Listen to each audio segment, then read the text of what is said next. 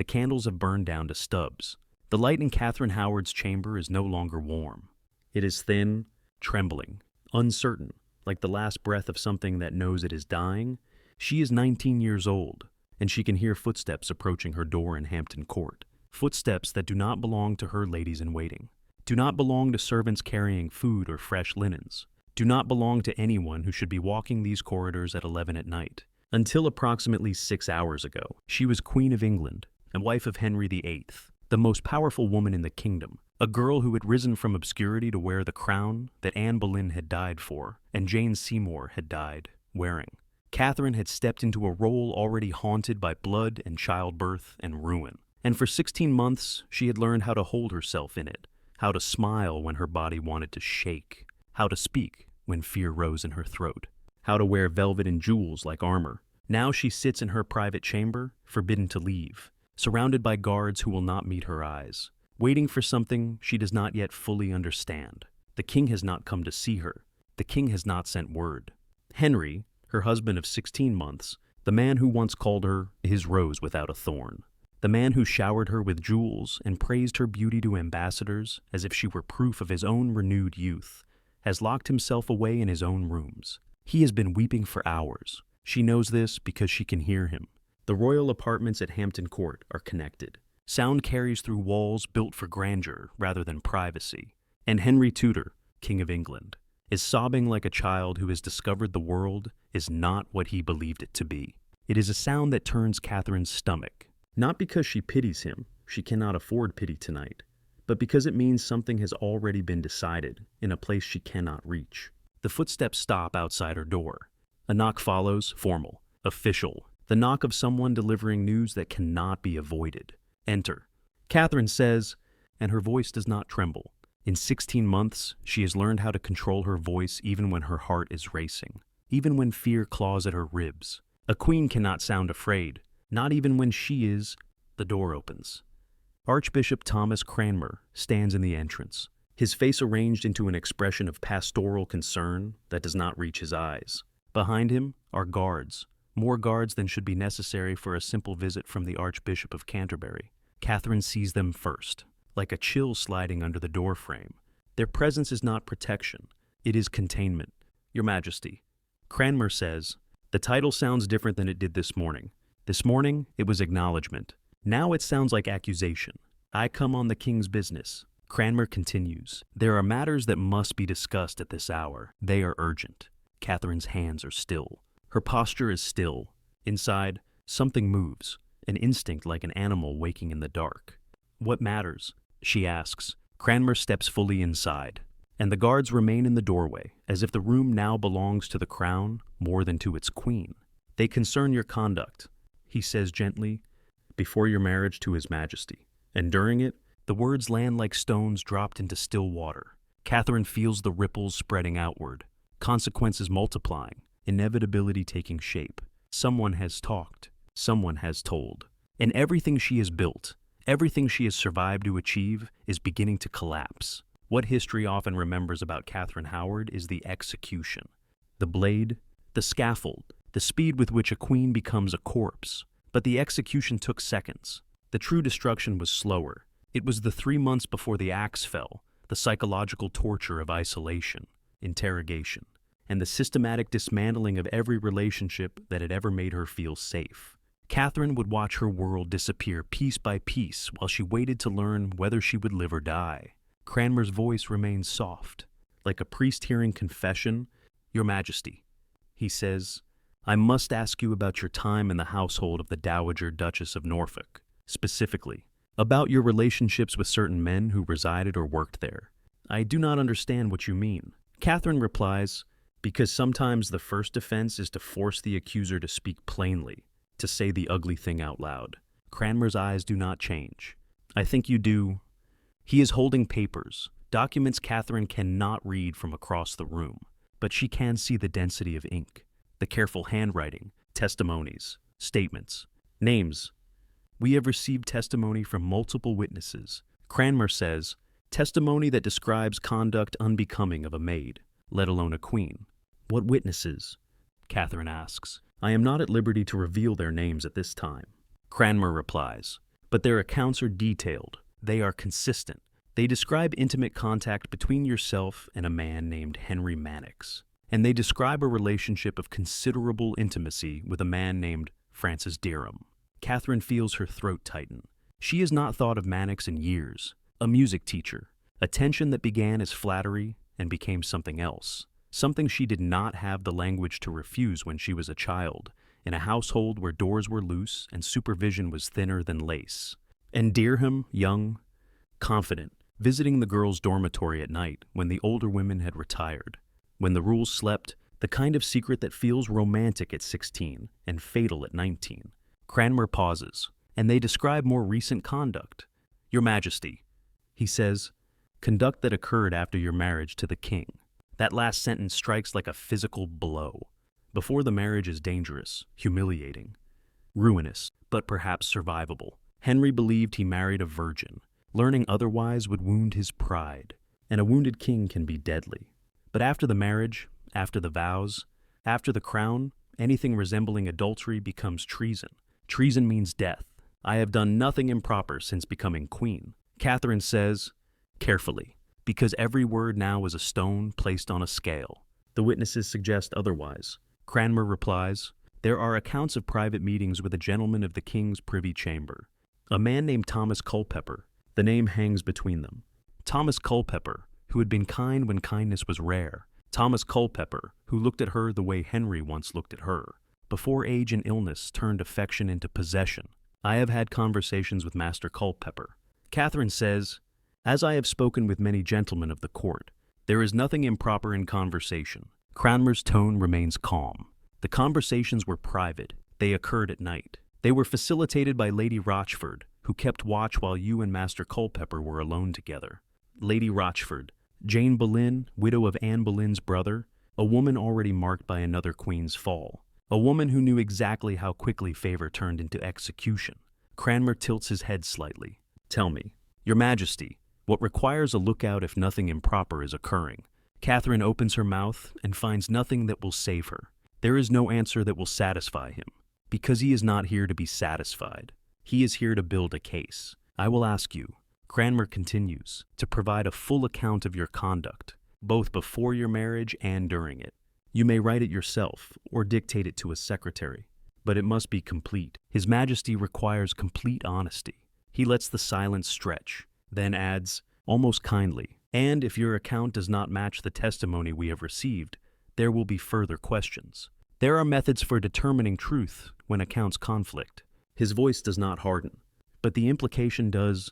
Torture is not typically used on women of noble birth, but the Tudor state has other pressures. It can imprison, ruin, and destroy everyone around you until you confess what it wants. It can make your friends speak. It can make your family denounce you. It can make truth irrelevant. I will write my account, Catherine says, because she must choose something. Tonight, you will have it by morning. I will wait. Cranmer replies, and then he sits down in a chair near the door. He is not leaving. Catherine understands then, with a cold clarity that tastes like metal. She will not be allowed to think in privacy, to pray in privacy, to cry in privacy. She will not be allowed to send a message or seek counsel or coordinate her story with anyone who might help her survive. Whatever happens next will happen inside a trap designed to close from every side at once. This is how Tudor interrogation works, not like a conversation, but like a machine. When the state decides to investigate, it does not ask questions and accept answers. It gathers testimony first, servants, relatives, friends, enemies. Everyone is questioned, repeatedly, persistently. Inconsistencies become weapons. Refusal becomes a crime. Silence becomes concealment. And once the witnesses have spoken, the accused is brought in, not to tell her story, but to be compared against the stories already collected. Any discrepancy becomes proof of deception. And deception in matters touching the king's honor is itself a kind of treason. For Catherine, that means her fate depends not only on what she writes tonight, but on what everyone else is saying, right now, somewhere else in the palace, in rooms she cannot see, under pressures she cannot control. Catherine moves to the table. The quill lies waiting. The paper waits like snow, blank and merciless. Across the room, Cranmer watches, outside. The guards remain in place, standing between her and every corridor that might lead to help, to Henry, to breath, the candles sputter lower, and Catherine Howard begins to write her life down in ink, knowing that every sentence might become the rope that tightens, or the thread that keeps her alive. Catherine writes through the night with Thomas Cranmer watching. The quill scratches against parchment while the candles gutter lower, and with each line she is forced to make choices that will decide whether she lives or dies. What to admit, what to deny, what to soften with language careful enough to sound honest without sounding fatal. She cannot know exactly what the witnesses have said. She cannot coordinate her account with theirs. She cannot anticipate which details will be confirmed and which will be twisted into proof of guilt. The only thing she knows is that inconsistency will be treated as deception, and deception, in matters touching the king's honor, is treason. She begins with Henry Mannix. She admits that he touched her. She admits that she permitted liberties she should not have permitted. She is careful, desperately careful, to insist there was no intercourse. This distinction matters. If her marriage to Henry VIII could be declared invalid because she was not a virgin, she might be disgraced, imprisoned, cast aside. But if she had committed adultery after marriage, she would die. Then Frances Dereham. She admits the relationship, the intimacy, the nights in the maiden's chamber when he visited her bed in the poorly supervised household of the Dowager Duchess of Norfolk. But she denies the thing that could destroy her most completely. She denies that there was ever a pre-contract of marriage. She denies that she promised herself to him. She frames the relationship as youthful indiscretion, as something that happened to her rather than something she chose, an outcome of negligence. Not intent. And then Thomas Culpeper. Here, Catherine gambles. She admits the meetings, because witnesses have already seen them. She admits that Lady Rochford facilitated them. She admits that there were conversations, that there were tokens of affection, but she denies adultery. She denies physical intimacy. She denies treason. If she can hold this line, if Culpeper holds it too, she might survive. Indiscretion can be punished. Treason cannot. When she finishes, her hand aches and her head swims. Cranmer takes the pages directly from her. He does not allow her to keep a copy. He does not allow her to send word to anyone. The moment her ink dries, the document leaves her control forever. By morning, Catherine is no longer in her apartments. She is moved to a smaller suite elsewhere in Hampton Court. The explanation is polite, temporary, administrative. Certain matters must be resolved. But she understands what it means. She is being separated from her household, from servants who might speak to her, from women who might warn her, from anyone who could help her align her defense. She is permitted to keep a few ladies in waiting, but these are not her women. They are chosen for loyalty to the king, not to her. Every word she speaks will be repeated. Every tear will be noted. Every prayer will be weighed for signs of guilt. She does not see Henry. She will never see Henry again. What she hears instead, filtered through careful silence, is that the king's grief has curdled into rage. The sobbing she heard through the walls has given way to fury. Henry is said to be calling for a sword so that he might kill her himself. He is announcing that she is the opposite of everything he believed her to be. He is demanding that everyone who deceived him, everyone who failed to reveal her past, be hunted down and punished. The investigation expands outward like a fire. The Dowager Duchess of Norfolk is interrogated. Her servants are interrogated. Every person who lived in that household during Catherine's adolescence is identified and questioned. Henry Mannix is arrested. Frances Dereham is arrested. Thomas Culpeper is arrested. Lady Rochford is arrested. One by one, everyone Catherine has ever trusted is taken into custody. And one by one, they begin to talk. The Tudor system is designed for this. Questioning is persistent, repeated, exhausting. Minor figures are threatened with prison or ruin. More significant figures face charges of misprision of treason, concealment of information touching the king's honor. Silence becomes a crime. Survival depends on cooperation. Truth becomes secondary to consistency, and consistency is shaped by fear. Mannix confirms the relationship. He provides details Catherine hoped would remain buried, intimacies that transform a frightened teenager's experience into evidence of immoral pattern. Dereham is worse, under questioning, possibly under torture. Though the records are discreet, he reveals everything. The nights in the maiden's chamber, the words husband and wife, the gifts, the plans, and then he reveals something Catherine did not admit. When Dereham came to court after her marriage to the king, seeking employment, she gave him a position in her household. Why would a queen employ a former lover unless she intended to resume the relationship? That is the question the investigators ask. That is the interpretation they choose. Other explanations, kindness, guilt, recklessness do not matter. The machine does not seek nuance. It seeks conviction. But the most damaging testimony comes from Thomas Culpeper. Culpeper is questioned separately, without knowledge of Catherine's written account. He knows the charge he faces. Treason carries a death so horrific it is designed to terrify the living. And Culpeper does not maintain the denials Catherine has chosen. He admits the meetings. He admits the affection. And then he admits intention. In his own words, he intended and meant to do ill with the queen, and that likewise the queen so minded to do with him. Intention. The word is lethal. Even if nothing physical occurred, even if the investigators cannot prove that it did, the intention to commit adultery is itself treason. Catherine denied intent. Culpeper confessed to it. The stories do not match. And when stories do not match, the Tudor state assumes the worst.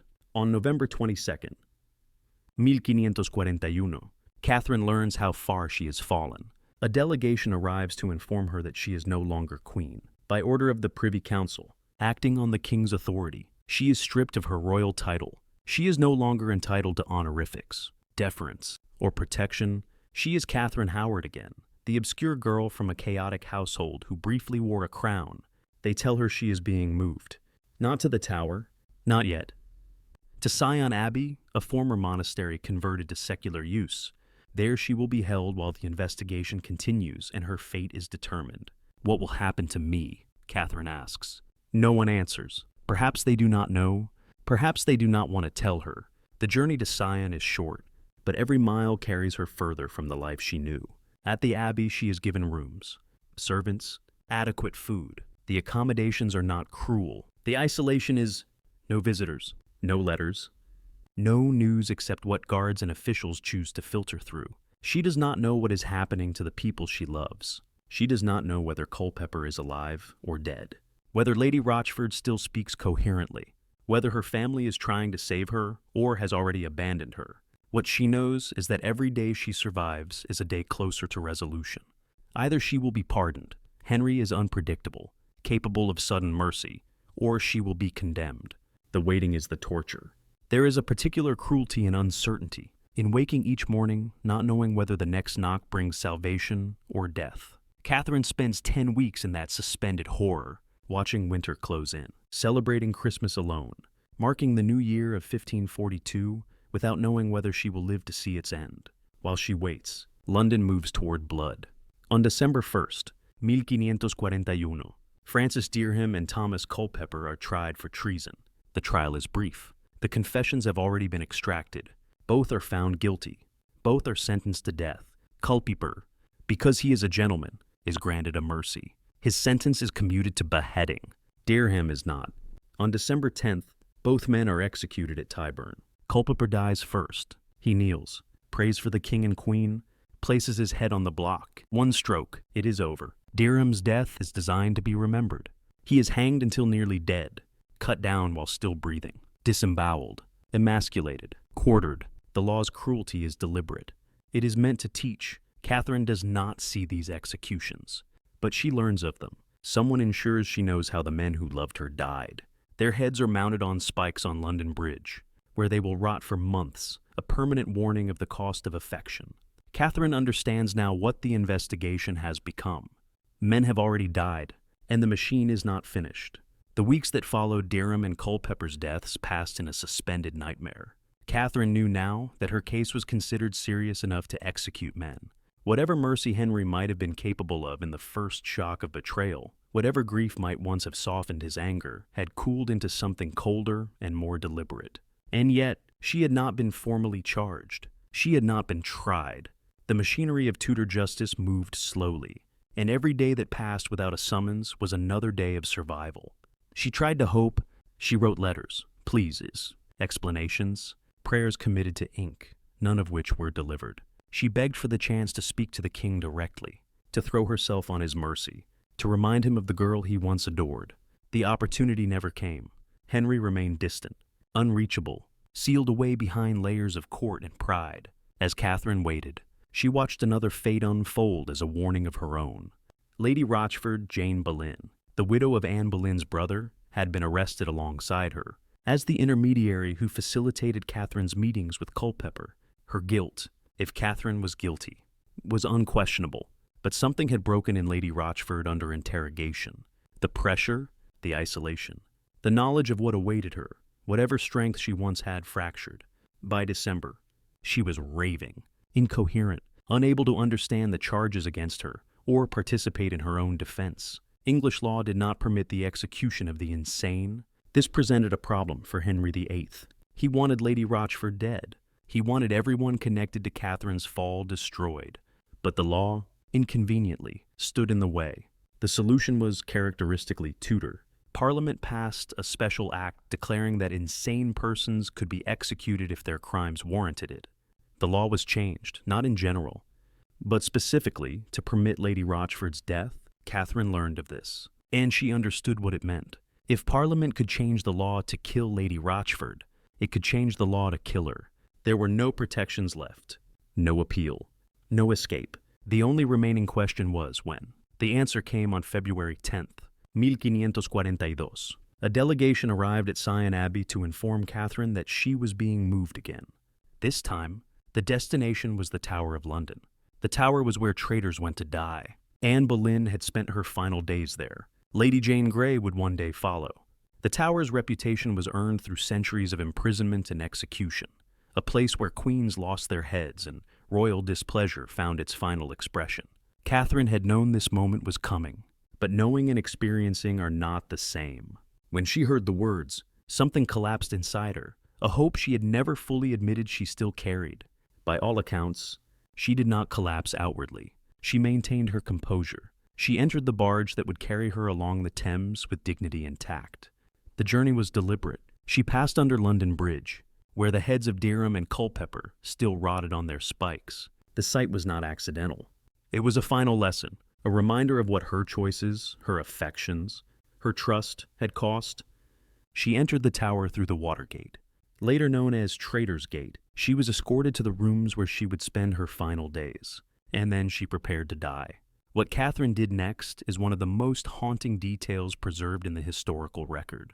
She asked for the block to be brought to her room so that she could practice laying her head upon it. She wanted to rehearse the act of dying, to ensure that she would not falter, would not humiliate herself, would not give her enemies the satisfaction of watching her break. A teenage girl, practicing her own execution. She had broken privately already, during the long nights at Sion, during weeks of isolation and uncertainty. But now she rebuilt herself for the only performance left to her. If she could not control her fate, she would control how she faced it. The morning of February 13th, 1542, was cold. Catherine rose early, or perhaps she had not slept at all. She dressed in the simple garments provided for execution, clothes chosen to make the headsman's work easier. She prayed, she steadied herself. Lady Rochford would die the same day. The law altered to permit her execution had done its work. Only a small number of witnesses were permitted. This was not a public spectacle. It was an administrative necessity. Catherine walked to the scaffold under her own power. She did not falter. She did not weep. At the scaffold, she was required to speak, to acknowledge the justice of her punishment, to pray for the king, to ask forgiveness. She did not confess to adultery. Even at the end, facing the blade, she maintained that she had not committed the act that justified her death under law. She acknowledged foolishness, indiscretion, conduct unworthy of a queen, but not treason. The confession she refused to give was her final act of defiance, the last thing still hers to control. She knelt, she placed her head on the block, exactly as she had practiced. One stroke, it was over. Catherine Howard was dead at 19 years old. Having been queen for 16 months, having spent the final 3 months of her life in a waking nightmare that made the execution itself almost a mercy. Lady Rochford followed moments later. The same scaffold, the same blade, the same quick death. Their bodies were buried in the chapel of St. Peter ad Vincula within the Tower walls. Near Anne Boleyn, another young queen destroyed by the same